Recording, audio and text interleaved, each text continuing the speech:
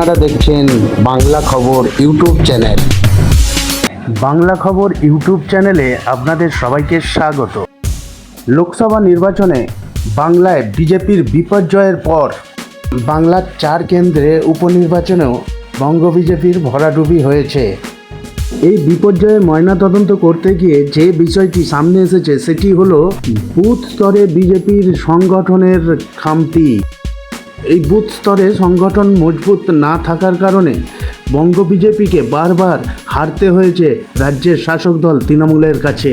2026-এর বিধানসভা নির্বাচনকে পাখির চোখ করে তাই বিজেপির যে রাজ্য নেতৃত্বরা সেই বুথ স্তরে কর্মী সংগঠনকে চাঙ্গা করার লক্ষ্যে নেমে পড়েছে মাঠে ময়দানে। কার্যত সেই লক্ষ্যে রাজ্য নেতারা জেলায় জেলায় শুরু করেছেন কর্মী সম্মেলন।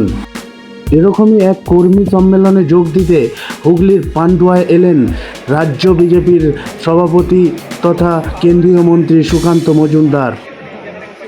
রবিবার পান্ডুয়ার কাকুলি লজে জেলা নেতৃত্ব এবং কার্যকর্তাদের সঙ্গে বৈঠক করলেন ডক্টর সুকান্ত মজুমদার।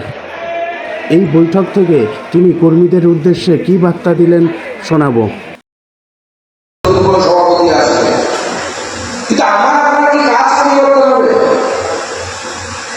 আমরা অপেক্ষা করে বসে আছি কবে সভাপতি পরিবর্তন হবে, হয়তো আমার জেলা সভাপতি থাকবে না, তারপরে আমি কাজ শুরু করবো, আমার পদ থাকবে না। এটা করা উচিত। দেখুন, আমার আজকে রাজ্য সভাপতির পদ আছে, কারণ অনুভবে বিগত দিনে দিলীপ ঘোষ ছিলেন, তার আগে রাহুল সিনহা ছিলেন, সবার সাথে সামঞ্জস্য করছি, নতুন কেউ আসবে আমার এখানে তিনি লিড করবেন।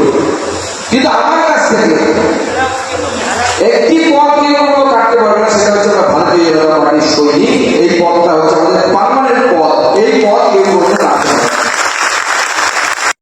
কতগুলো লোক ধরে গেছে। দেখুন, আমি